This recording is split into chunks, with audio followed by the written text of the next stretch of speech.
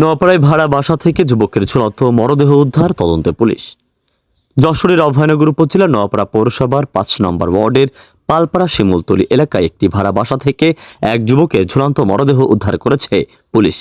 স্থানীয় সূত্র পুলিশ জানায়, বৃহস্পতিবার দুপুর আনুমানিক ২টার দিকে মোবারক সর্দারের ভাড়া বাড়িতে এক যুবককে ঝুলন্ত অবস্থায় দেখতে পেয়ে স্থানীয়রা পুলিশে খবর দেন। পরে পুলিশ ঘটনাস্থলে এসে মরদেহ উদ্ধার করে। নিহত যুবকের নাম অন্তিক বৈরাগী, তিনি সঞ্জয় বৈরাগীর ছেলে। ঘটনা আনুমানিক বেলা ১টার পরে আমার বাড়ির সামনেই এই যে বাড়িটা দেখতে পাচ্ছেন আপনারা, এই বাড়িতে একটা ছেলে এরা ভাড়া থাকে।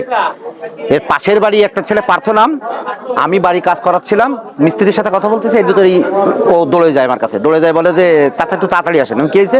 আমাদের বাড়ির এই পাশে ভাড়াটা না আত্মহত্যা করেছে। ভালো কথা। সাথে সাথে আমরা আসলাম, আইসে এবার দেখি দরজা খোলা।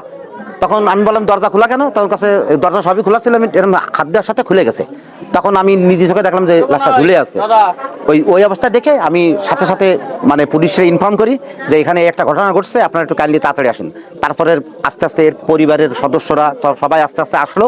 আসার পরে তারা ঘটনাস্থলে আসলো, আসে সব পরিবার দেখলো এবং এলাকার লোকজন, আপনি তো দেখতেই পাচ্ছেন চারিদিকে লোকজন, সবাই বিষয়টা তখন জানতে পারলো। এই আসছে বিষয়।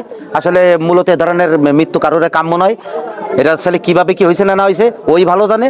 আর এখন প্রশাসন যেহেতু এখানে ইনভেস্টিগেশনে আসছে, তারাই সবচেয়ে ভালো বলতে পারবে। আমি প্রতিবেশী হিসেবে যতটুকু জানি ততটুকু বললাম, যাচ্ছে না।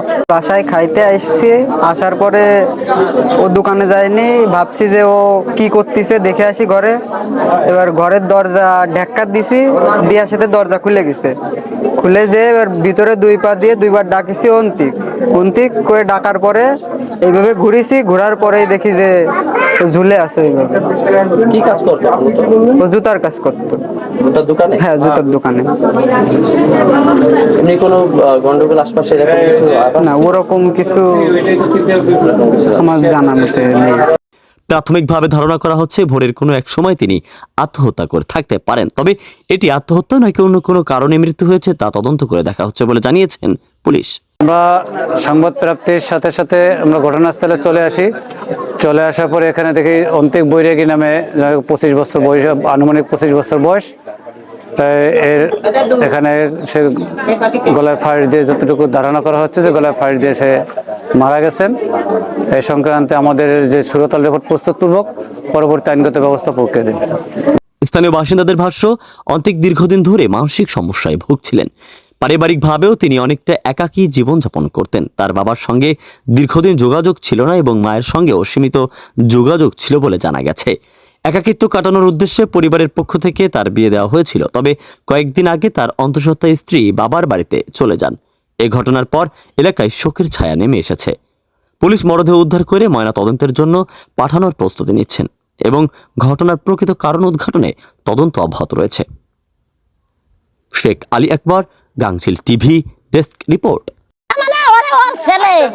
আমি মানুষ করেছি, তাহলে আমার সাথে যদি কথা না কয়, 6 দিনের আমি মানুষ করেছি, তাহলে কথা না করলে আমার কি হয়?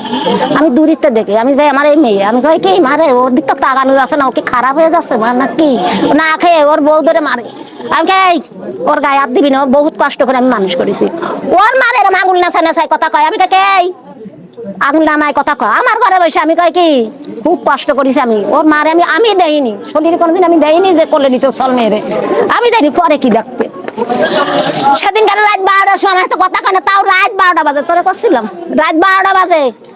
কি রে অফিসি ভালো আছো? ও দিদি ভালো আছে? আমি যাই আসি। ও কাছে কি জন্য আইসিস? মিথিলা কাছে কি দাদা